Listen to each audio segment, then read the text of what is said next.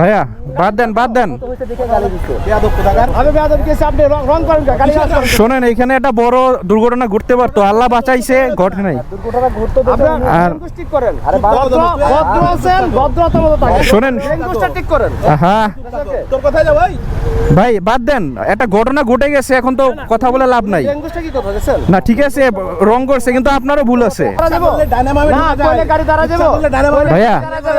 থাক থাক, যেহেতু কোনো ঘষা লাগছে আপনার, কোনো ঘষা না, উনি সোজা যাচ্ছে, ভালো কথা, বুঝতে পারছি। হঠাৎ করে সে ডানে চাপতেছে ভাইয়া, ঘটনা এরকম রাস্তাঘাটে চলতে গেলে হয়। আমরা তো চালাই, হ্যাঁ হ্যাঁ গাড়ির প্রতি তো কোনো ইস্যু না, না না ঠিক আছে, এটা মানুষের তো কথার একটা ইয়ে আছে। আগা মাথা নাই, আমার গাড়ি 70-এর উপরে টান, শিট। রাস্তা ফাঁকা পাইছি। ভাই, এদের জন্য আপনার মতো ক্যামেরা লাগাই ঘোরা উচিত।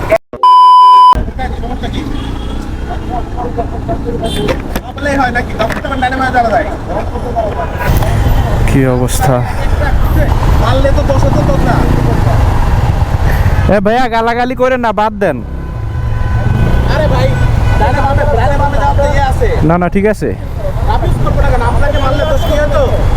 আরে ভাই, ব্রেক মারা লাগছে, বাচ্চা আহত হয়েছে, ফাজলামো করেন নাকি? ফাজলামো করেন আপনি?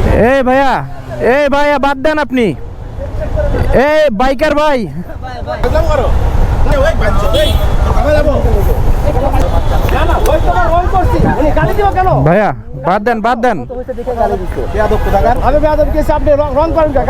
শোনেন, এখানে একটা বড় দুর্ঘটনা ঘটতে পারতো, আল্লাহ বাঁচাইছে, ঘটে নাই।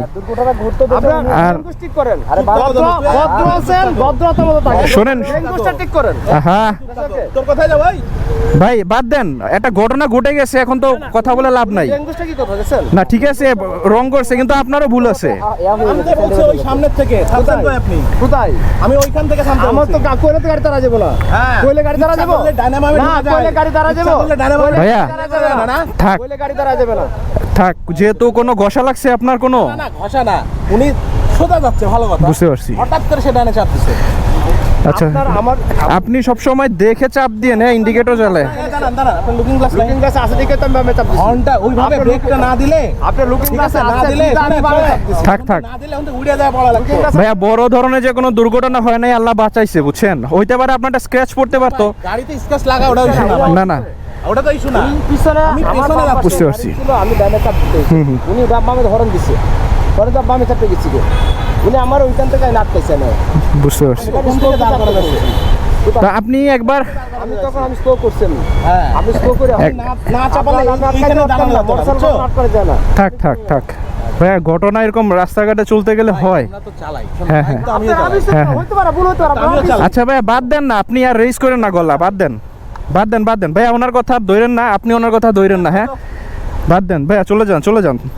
থাক কিছু যেহেতু ক্ষতি হয় নাই, অল্পের উপর দিয়ে গেছে। গাড়ির প্রতি তো কোনো ইস্যু না, না ঠিক আছে, এটা মানুষের তো কথার একটা ইয়ে আছে। না ঠিক আছে, উনি ওনার দাঁড়াইতে পারতো। আপনি তো পেছনে দাঁড়ায় আছেন, দেখছেন হ্যাঁ। তো কি ব্যবহার করছে। না আমি দেখছি।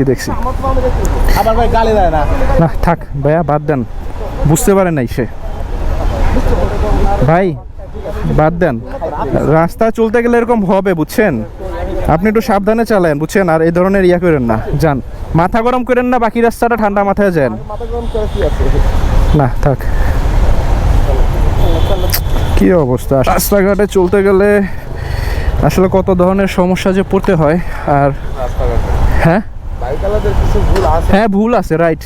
হাতের 5টা আঙ্গুল যেমন সমান না, সব বাইকার একরকম না, রাইট।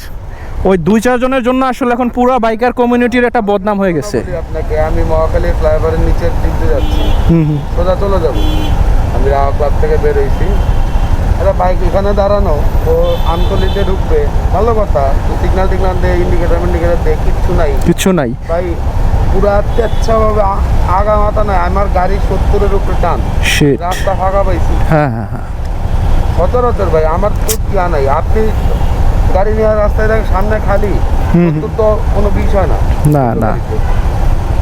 সেও ইন্ডিকেটর ছাড়াই ঢুকাই দিছে। হইছে যে আমার এবিএসের গাড়ি, আমার গাড়ি এমনি কাইপা গিয়ে আমি দাঁড়াইছি। আল্লাহ, কি অবস্থা, এটা বড় দুর্ঘটনা করতে পারতো, কিন্তু মারা দিতে পারতাম আমি।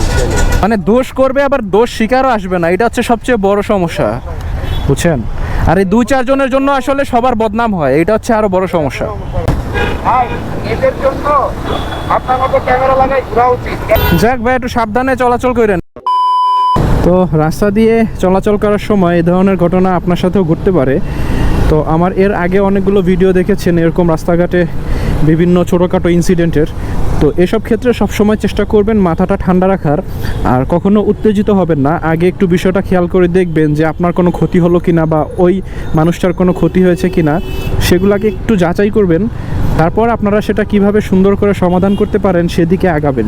অযথা কেউ কাউকে গালিগালাজ করবেন না অথবা খারাপ ব্যবহার করবেন না।